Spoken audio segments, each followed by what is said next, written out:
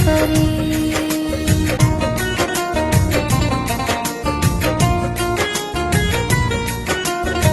पहिले तो हम रहनी तोहरा पसंद हो, कहला कि भूलब ना प्यार बचपन हो।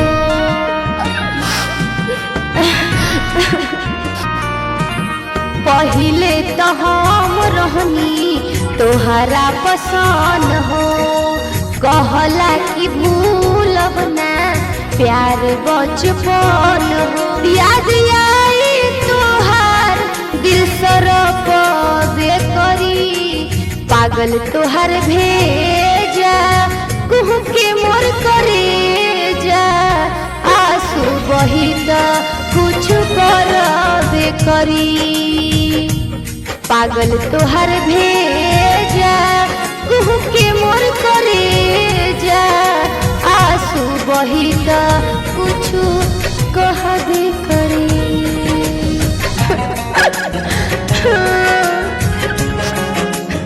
आंसू बही त कुछ कहबे करी।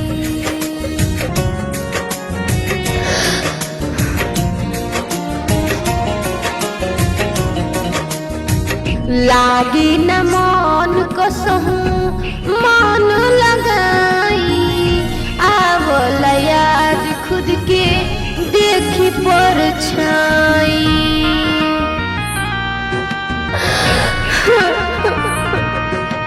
मन रहे तोहसे सब बताई दिहनी, पता न रहे झूठे दिल लगाई लिहनी। प्यास लागी पानी खातिर दिल तरस बेकरी, पागल तोहर भेजा कुह के मोर करे जा। आंसू बही त कुछ करबे करी, पागल तोहर भेजा कुह के मोर करे जा। आंसू बही त कुछ कहबे करी।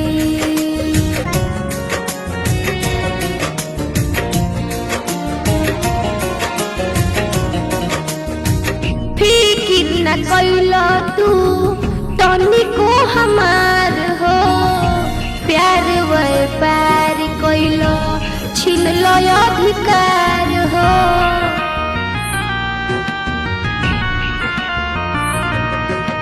हमरा से ज्यादा तोहार केहू खास ना होई, जे तोहरा खातिर रोई ऊ कबो पास ना होई।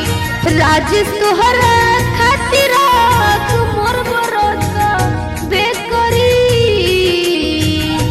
पागल तोहर भेजा कुह के मोर करे जा।